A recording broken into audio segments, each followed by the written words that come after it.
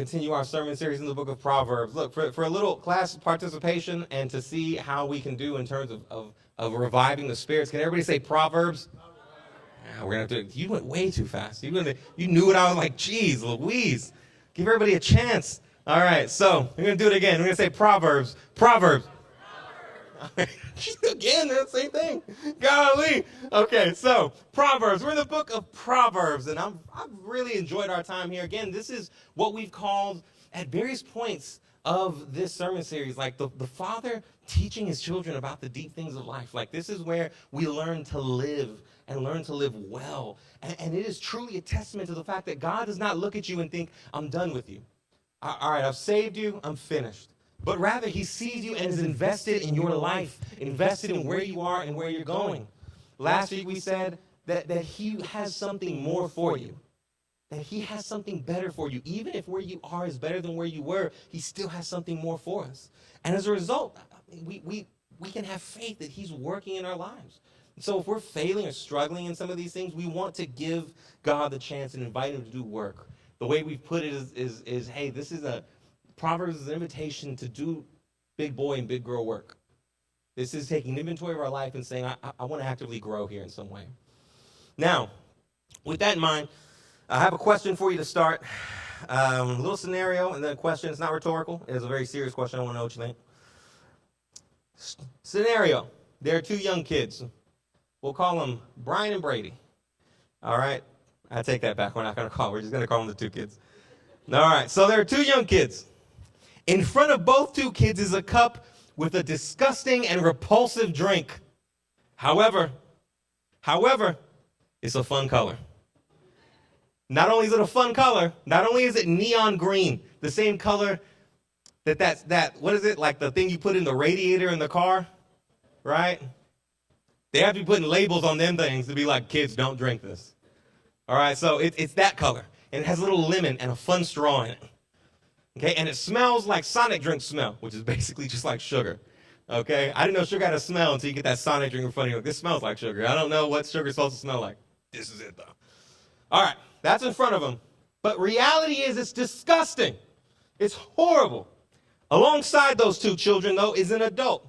And it could be any adult you picture. It could be a parent. It could be a teacher, it could be a mentor, but there's an adult figure next to them, and both of those adult figures lean over to them two kids and say, that drink is disgusting. That drink is horrible. One kid, as you might imagine, heeds the warning, looks at that drink and goes, I'll pass. The other kid ignores the warning, goes to the green, fun-looking cup that possesses a disgusting drink, and starts to drink it wholeheartedly. He's enjoying licking his lips like kids do. Ridiculously. Drinks it, within seconds, falls down his stomach, killing him, writhing in pain. All right, question. And I hope you find both the wisdom and the comedy in how I'm framing the question. Question, which kid is smarter? Which kid's smarter? You tell me. Which kid's smarter? The one that's on the floor? The one that's not on the floor. Okay. Is that what a lot of us think in here? Say it. Say it with your chest. Say it with your chest. Which kid is smarter? The one that's not on the floor? Say it again. The one that didn't drink it? The one that listened to the adult. Okay. Here's the thing. All right. Trick question. Why is it a trick question? Because at the end of the day, both of them are as smart as they were before. Both of them learned a lesson. The one who didn't drink the cup learned that the drink was nasty. And it will hurt you. The kid that drank the cup also learned that the drink is nasty and that it will hurt you. At the end of the day, they're both as smart as the other. Why? Because they both learned the same lesson. Now, whether they implement that lesson in the future is a whole other point. But the thing is, they both learned the same thing. Here's the question, though. I think they're both as smart as the other because they're both learning the same lesson. But now the question becomes, which one is wiser, though? Which kid is wiser? I think in asking the question, which kid is wiser, that's where we can look then at the kid that's sitting up without any illness and look and go, that kid's wiser, though. They both learned the same lesson. They both gained the same knowledge. They're both as smart after the event because they both learned what the green, nasty juice does. But one of them did it wisely, and one of them did it with no wisdom at all. Now, today, why am I telling you this made-up story? Maybe made up, maybe not. All right. Today, though, the reason I'm telling you is as we continue our sermon series in Proverbs, we'll be focusing on one of the primary ways we become wise, which is instruction. Everybody say instruction. All right, we're getting better here. And my hope today is this, that we see the value of wisdom that is birthed through obedience and instruction. I think in our current culture, there is this value of kind of like being the captain of your own ship, going out, making mistakes. You know, I'm old. I'm a millennial of the classic millennial age. I'm 34 now. So I'm of the YOLO era. All right. What the whippersnappers now say, I do not know. But I know that it still has the same cultural bend, right? Make mistakes, learn. That's wisdom. I think the Bible would look and be like, no, it's not. That's education of some kind. You will learn something like that. But that's not wisdom. It's foolishness. You can still learn as a fool. You just won't learn the way God intended you to learn. Now, with that in mind, we're going to go ahead and read our verse for today. It's actually just one verse. We're going to read around it, but we're going to focus on this one verse. Out of respect for these words from the Bible that we believe are given to us by God, I'm going to invite you to stand with us, though. And we're going to read this one verse. We're going to read it 3 times, though. All right? I'm not going to make you stand just for like 8 seconds. I'm going to make you stand for 30, 24 seconds. I can do math. All right? 8 times 3 seconds. So we're going to read it 3 times. Then after that, I'm going to invite you to say, I'm going to say, this is the word of the Lord, and it's an invitation to you to say, thanks be to God, and then we can have a seat, okay? But Proverbs 10:17 says this, the one who follows instruction is on the path to life, but the one who rejects correction goes astray. I'm going to read it again. The one who follows instruction is on the path of life, but the one who rejects correction goes astray. One last time, because I want you to process what's happening here. The one who follows instruction is on the path to life, but the one who rejects correction goes astray. Okay, this is the word of the Lord. All right, have a seat, please. So, as we jump in, what's happening here? And here's the thing, we're picking up kind of in the middle of a transition, in the middle of a big transition. In the beginning of this series, week 1, I told you that Proverbs has both earthly and divine wisdom. It's wisdom from God, processed and practiced through earthly means, right? Men and women who have put it into practice and can tell us this works, and then collected and given to us. As a result, there's various authors in Proverbs. There's various sayings from different people in Proverbs. The first 10 chapters, there's a lot of questions about who wrote that section. A lot of people believe that it may be the person that put the Proverbs together.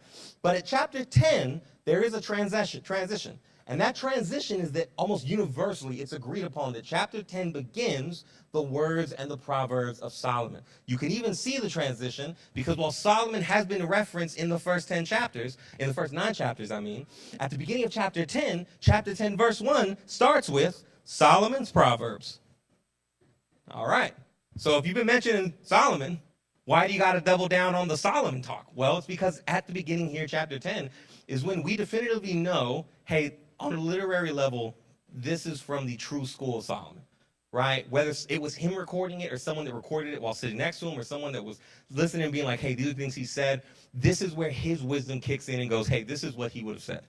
Now, over the course of the next few chapters, Solomon, in his wisdom, helps us see the different futures of both the wise person and the fool. And so that's the real focus of the next several chapters, that there are destinies and fortunes that are attached to the one who's wise and the one who's a fool.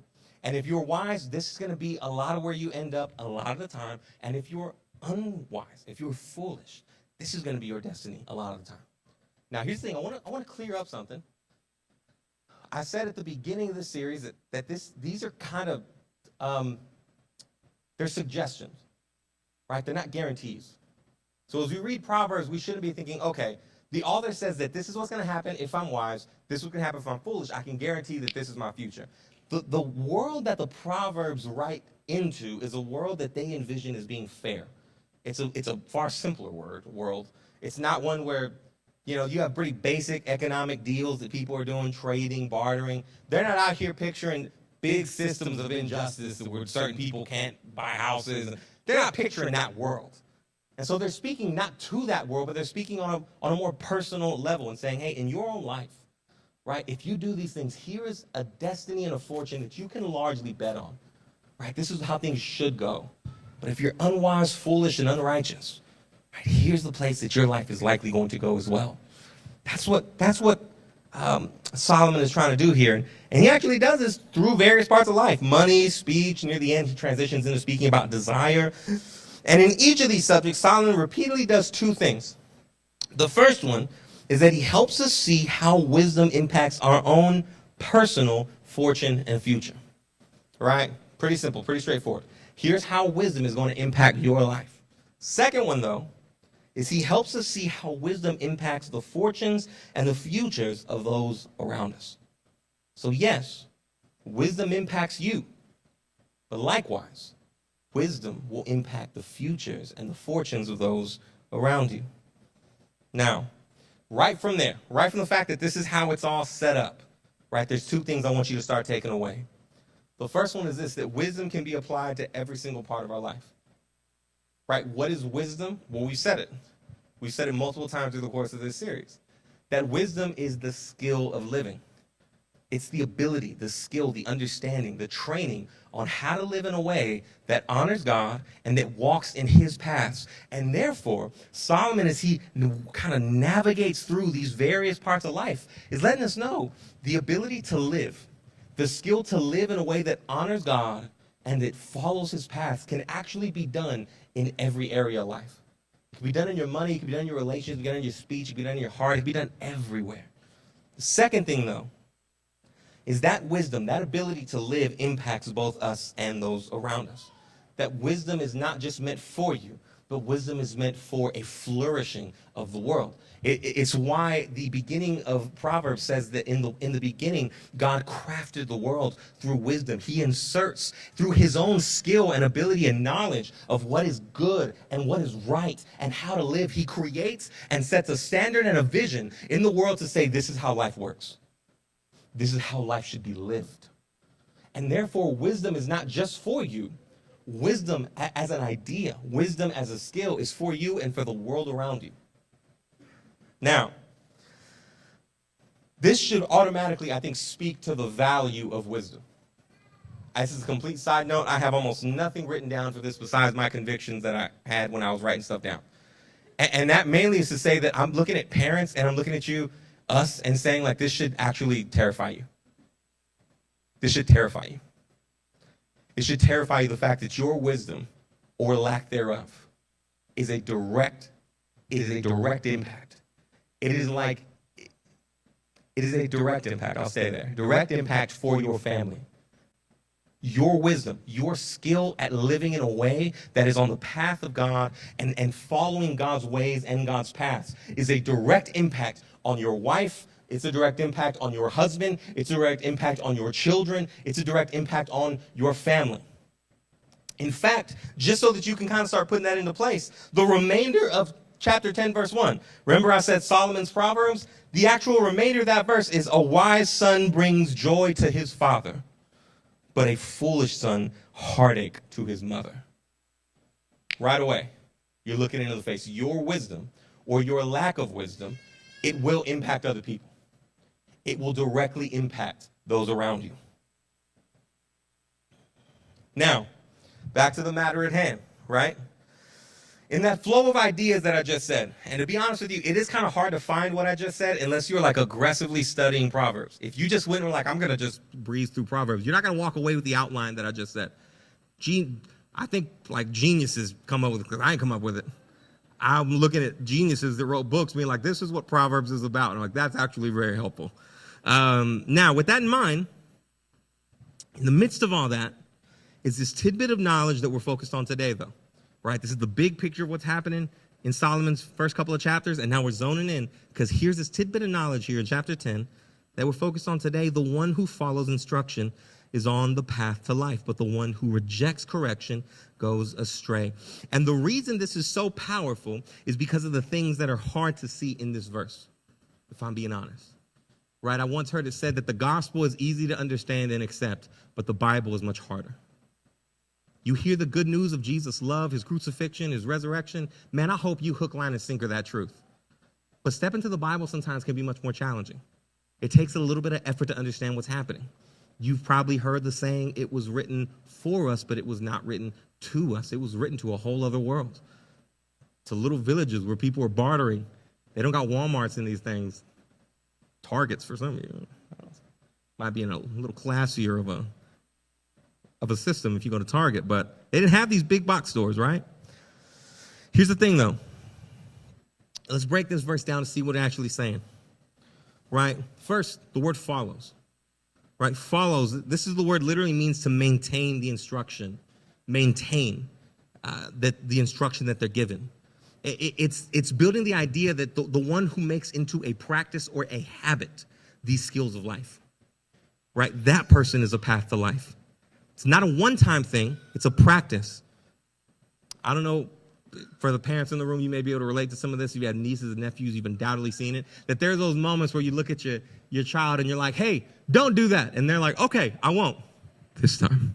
Right? And it's like, okay, that dude didn't touch that fire at that stove, right? Classic example.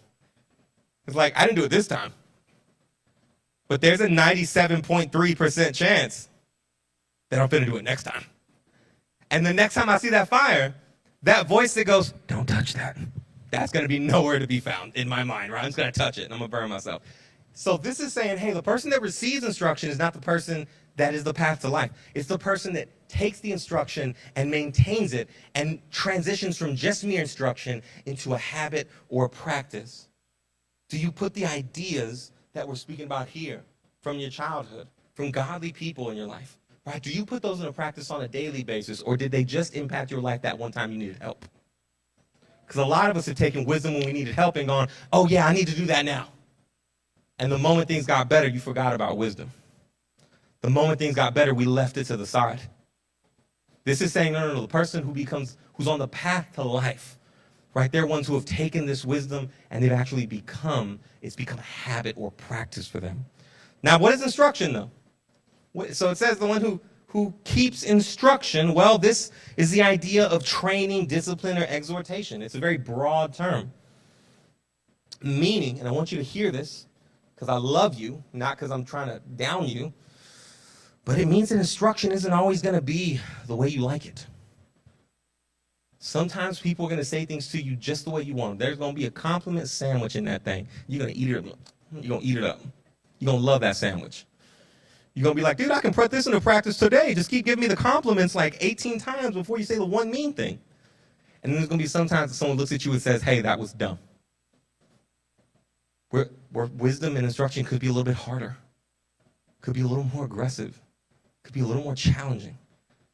And here's the thing. It's our job. It's your job on the receiving end of that to find what's golden, true, and beautiful in that.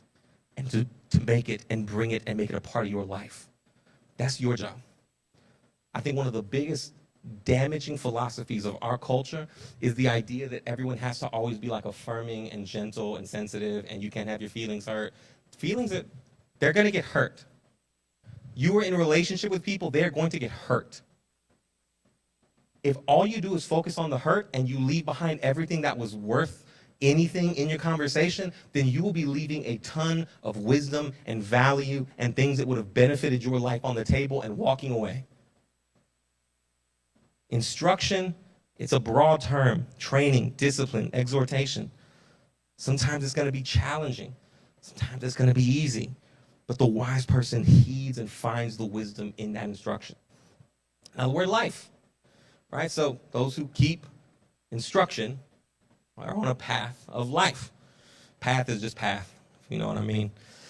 But the word life here is, you probably heard it on TV. It's the word l'chaim, all right? It's kind of a part of the Jewish culture that I've seen on TV. I don't know much about Jewish culture, but what I've seen on TV is this is a phrase that I've heard in media. And here's the thing, rabbinical teaching on this word taught that this meant the entire sphere of life, that it's a life aligned with God's ways, sort of like wisdom is, right? It's meant to say that godly instruction leads to a beautiful life that is actually aligned with God's ways and God's design. Now, that's the first part of this. There is a bit of a second part that's unseen and it's quite fun, but you have to dig a little deeper. What do I mean by that? Well, what actually makes this maybe the most powerful is what's actually not seen in this verse, or what's actually not present but seen for us in English. The way this sentence is structured in the CSB is not quite as accurate as I wish it would have been. All right, the NASB, which is a different English Bible translation, translates it a little bit more accurately, a little bit more literally, and it says this, that he is on the path of life who heeds instruction. We have that. Did I put that in there? I didn't? All right. Well, it says he is on the path of life who heeds instruction. In the NASB, though, if you had a physical copy of an NASB, you would see that the word on is in italics.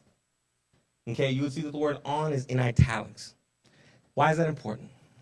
Because in Bible translations in English, and this is a little note for you, all right, in Bible reading in general, the words that are in italics aren't actually there.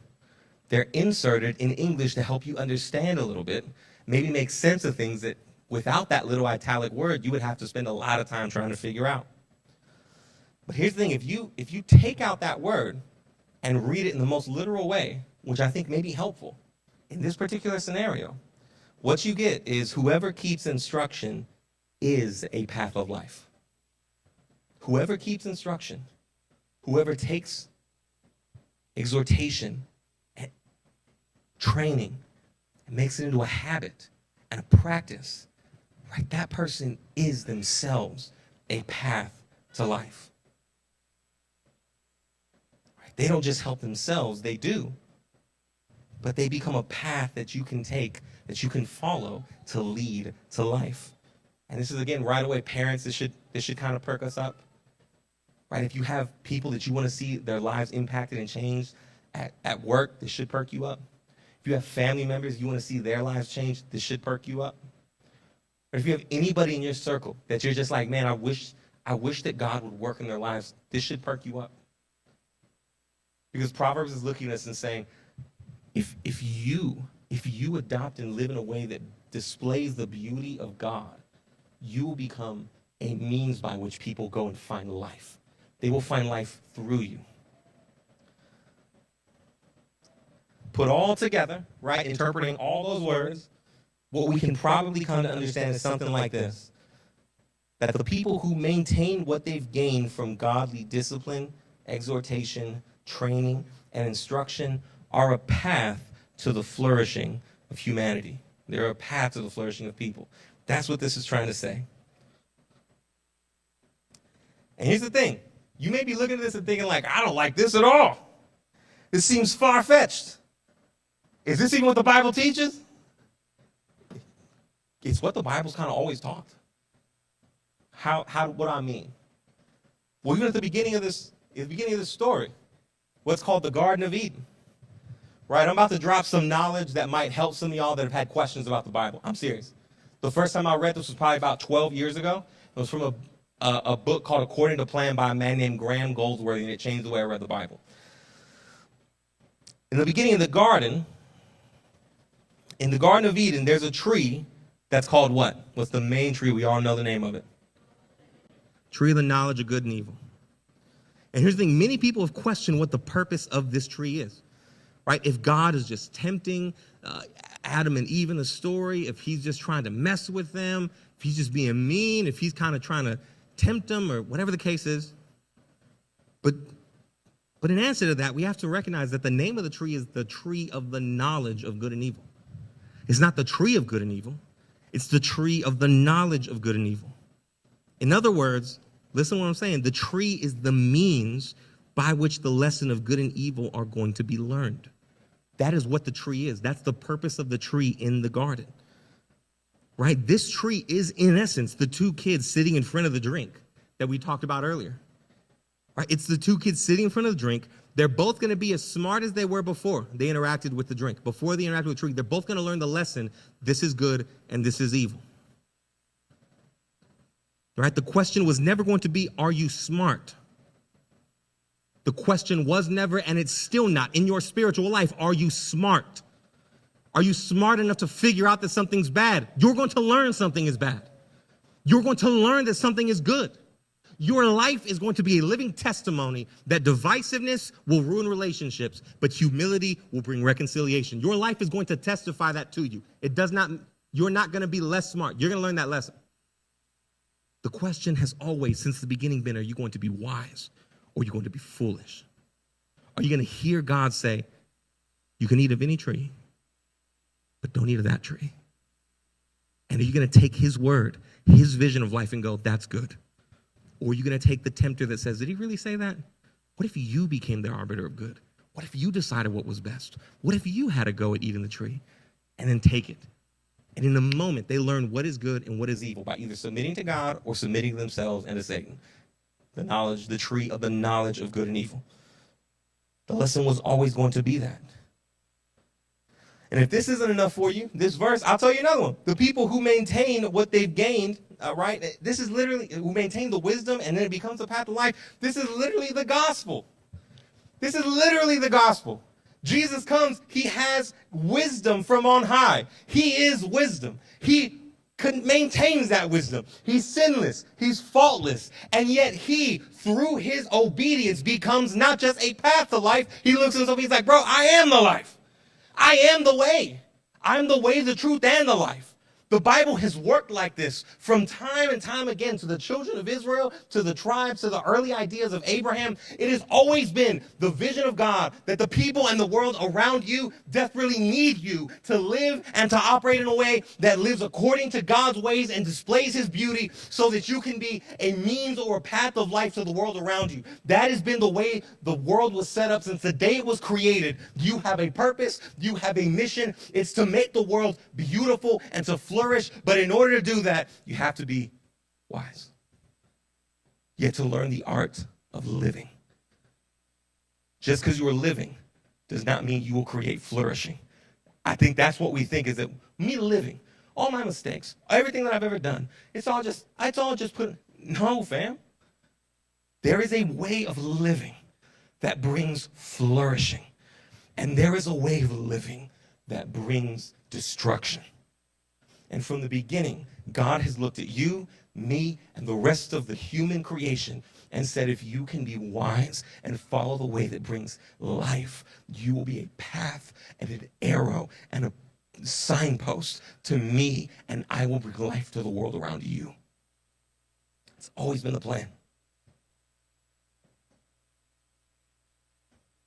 On a spiritual level, this is Jesus to the T. He is the Son that is faithful and wise with instruction and is our actual life now. On a practical level, this is true of you.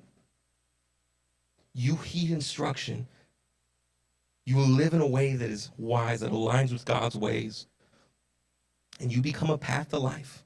Not life itself, not like Jesus. But you are an invitation to life. Your life becomes an invitation to life to those around you. So, what does this look like on a practical level? I'm going to use my man Peter Doosan. Y'all have heard some stories about Peter? Peter is the craziest. He's on the late stage. He'd fight for the late stage of millennials, so I'm going to give it to him. I personally think he's a little bit in the boomer category. Don't tell him I said it. He was the craziest millennial white man that I've ever met in my life. He was my pastor during college. And this was quite literally the craziest, not just white man, this might be the craziest man that I had ever met. I met him and he was just so zealous for God. My man was just out there. He'd evangelize with people. He'd do this really crazy thing where he would try to get you to start evangelizing, and we oftentimes did. Like, we became fountains of evangelism and sharing the gospel because of just walking around with this guy. Because he would do this thing where he would look at someone, and let's say Patrick Pagel, or these two fine, studly gentlemen in the back walked in the room, right? Patrick and Matt, they're both strong, stout gentlemen. They walked in the room. They're like, what y'all, like 6'1"?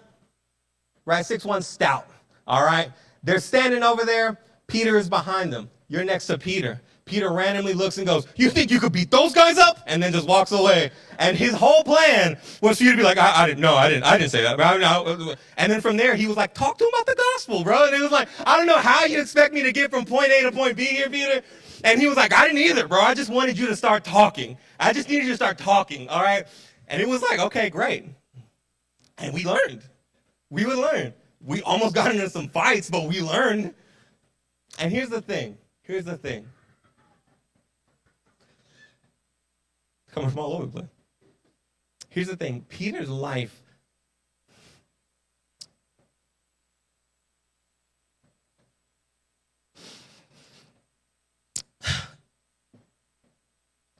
Peter loved his wife.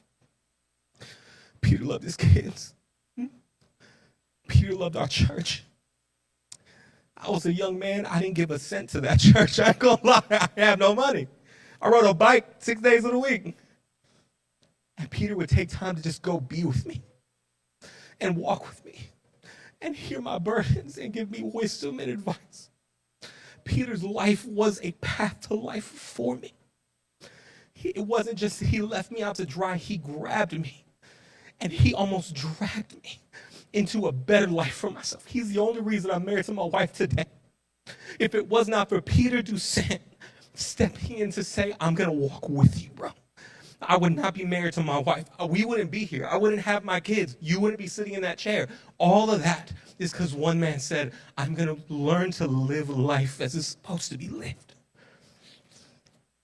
And I'm going to surround myself with these young men and young women, and I'm going to drag them almost. I'm going to be a path to life. In certain instances, I'm going to drag them. I'm going to get them, and I'm going to drag them to life. Those who keep instruction, right? They're a path to life. So, almost done here. Where do we receive this type of instruction then? We're talking about instruction, exhortation, discipline. We're saying that if you take it and you make it into a practice in your life, man, if you do that, you will be a path to life to others. It will be for the benefit of the world around you. So where do you receive that type of instruction then? 3 places that I want to encourage you to receive. The first is parents, mentors, elders, right? Parents, that's where most of us start. That's where a lot of us still should be. Like, sir, some of us are, you still need, right? My dad's right there. My mom's in the back. Like, I still need, at times, the wisdom of my parents. Like you need that. Sometimes we need that. And here's the thing. I know that what I said earlier, I think is doubly, triply, quadruply, I don't know the 5th one, true of broad instruction here. Because here's the thing. I know that some of you, I know that your parents don't say things the way you like it. I know that they say things sometimes that are rough. And there is a fine line between what's abusive and where you should not go. When a well is truly like poison, because it's abusive and destructive, that's not, no one's telling you should go there. But if that well has some water in it and it's not poisonous, but you just don't like the flavor or the look of the water, fam, you finna be thirsty. You finna be thirsty, fam. Trying to look out for you here. You finna be thirsty. Because this is a lot of times where God starts us with the subject of wisdom. He starts it in the place of parents, mentors, and elders. The other place that I would encourage you to go for instruction is the Holy Spirit. Right? We don't believe that there is just earthly wisdom to be had. There is divine wisdom to be had. I don't know about you, but I came to faith, and when I came to faith, it literally was like my heart was transformed in a way that things that were appealing in the snap of a finger oftentimes were all of a sudden not appealing. They were less appealing. There was even just a question about whether they should be appealing. Oftentimes, that is the Spirit of God trying to give you instruction, trying to train you, trying to help you become wise. Don't let that slide, right? Think about that. Pray about it. Maybe there's some things in your life that you're struggling with.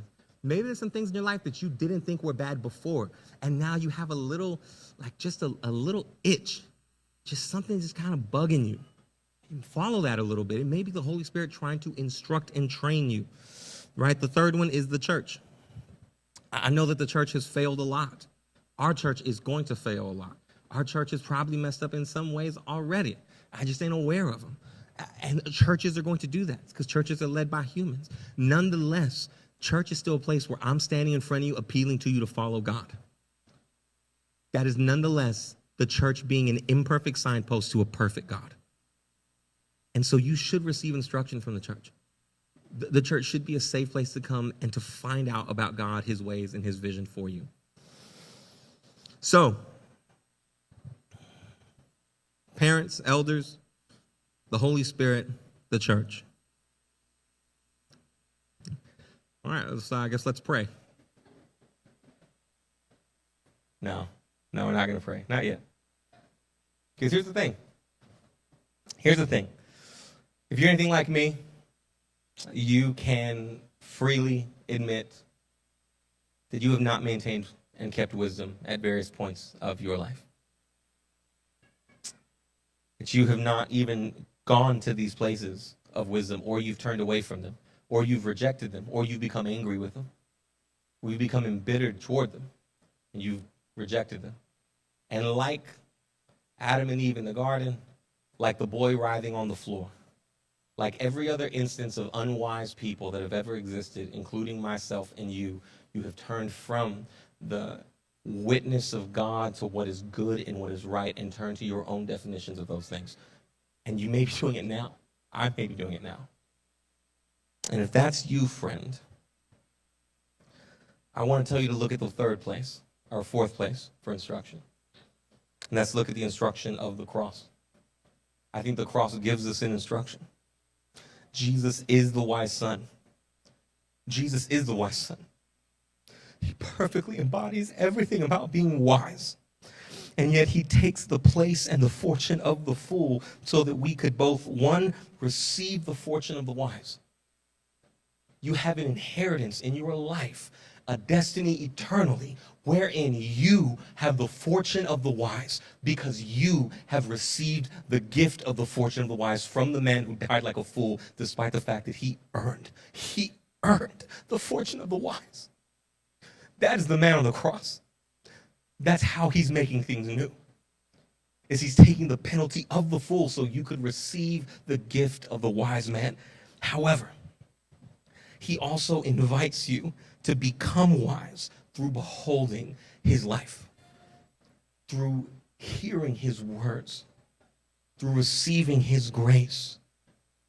We receive the instruction of the cross not just by looking at Jesus and going, I'm going to live like you lived, but it's by looking at the cross, its love, its care, its compassion, its grace, and its mercy. When Jesus takes the cross in your place for your foolishness so that he can give you the gift of the wise man in his own life, that is the gift of grace in our life.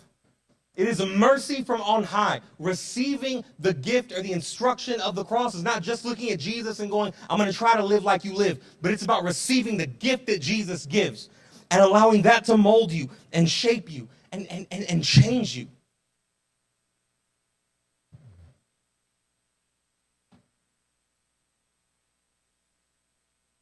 Last little story I'm going to tell, and then we're going to be done. I see this most in a story that was told by an Anglican priest. Low-key, y'all know I be liking Anglicans, so. The story that this Anglican priest once shared, he said that in his parish, or that he heard the story, I should say, that there were 3 young boys that one day broke into a local church. And you know how young boys are. He's out there making a mess, out there causing trouble. But they break in to the church, and they go to the back where the communion is served, and they have a better time than they should have on a Sunday afternoon. Well, here's the thing. They didn't just get out, because the priest came barging in. And he's like, hey! And they started running. And 2 of them, they were of the faster variety of children. They got away. But that third one, he was apprehended by the Anglican priest. And there in the church, he received some strong words from that Anglican priest.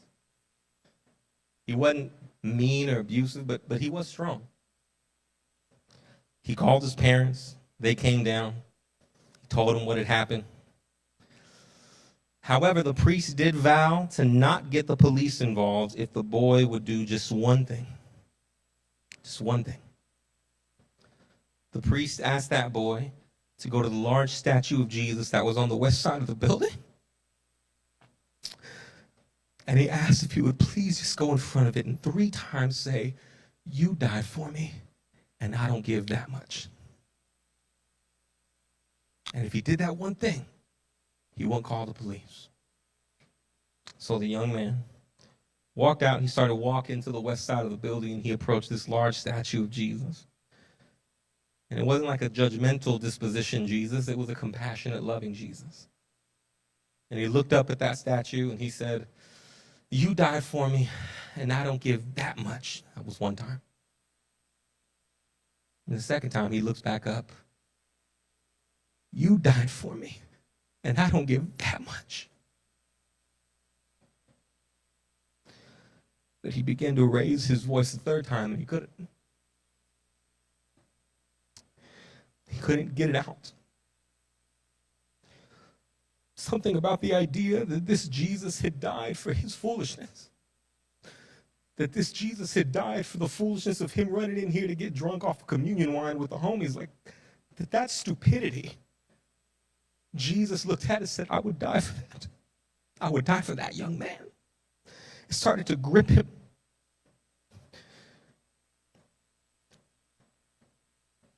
And so tears began to fill his eyes. And his throat got all choked up. You know how it gets. And he began to break down. And he cast his eyes toward the ground, and he just couldn't say it again. And he walked away changed. The priest concluded the story by saying his life was never the same. "I know," he continued, "because that young man was me." This very priest that's in there baptizing people and sharing and loving people and caring for people and shaping his community through the service of his life, at one point was just an unwise young boy who needed to receive the instruction of a Jesus who would look at him and say, "I would die for you." And sometimes, friend, that's all it means. That's all you need to all of a sudden go from unwise to rather wise. To think that there is potentially a man, someone out there that would look at you in your mess, in your mistakes, in your failures, for the foolish and stupidity that you've done, and would look at you and say, "I would die for you." To see the wisest person and look at him and say, "He would die for you." Sometimes that type of instruction, sometimes that's the only instruction we may sometimes need to hold on to in order to be the path of life that so many of us so deeply want to be. And so, friend, yes, I want to invite you to receive the instruction that makes one wise. From your parents, elders, I hope you receive it from the church. I hope you receive it from the Spirit of God. But I hope when you're in the most crunching of moments and you realize that you've not been wise, I hope that you look at that man on that cross and you receive the instruction of his life declaring, "I would die for you." Allow that instruction to forgive, restore, pick you back up, send you back out to try to be wise all over again. And I promise that if that rhythm can begin in your life, I don't know the end point. I don't know everything that's going to happen. What I do know is that there will be flourishing of a kind, flourishing somehow, some way in your life and those around you in ways that will make God look and go, "Good and well done." That's all I need. I didn't need you to be perfect. I needed you to learn the skill of life. I didn't need you to receive the instruction of the man who got it perfect. Friend, if you can do that, if we can do that, I think we can make a difference. In our families, I think we can make a difference in this community. I think we can make a difference in like our city. Look, I think we can make a difference in the world. I don't need to go off on that, but I think your life can make a difference. So with that in mind, let's pray. Father, thank you so much for the gift of wisdom. Thank you, Father, that for those of us that keep your instruction, that keep godly wisdom, And we make it not from just a one-time thing, but to a practice, Father. There has been testimony of the story of your calling and your design for the world that has always testified of the fact that, hey, this is how the world is made beautiful, through people that take wisdom, instruction from God, from on high, godly wisdom, instruction, and exhortation, and we make it into a practice of our lives. Father, help us to do that well. Help us to do that in general.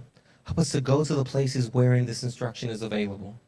But more than anything, Father, as we put our foot forward in effort to respond well to your call, my prayer, Jesus, is that you, Father, that you would allow us to look upon the Son and receive the instruction of the cross, to see, behold, and receive the gift of the wise inheritance, exchange for the fortune and the future of the fool on the cross. And we have any doubts, any struggles, any burdens, when we become tired of pursuing good, when we grow tired of trying to keep wisdom, pray that we would look upon the cross and receive the instruction of your grace and mercy again and again. Until we see you and are made like you, we pray these things in the name of the Father, the Son, and the Spirit. Amen.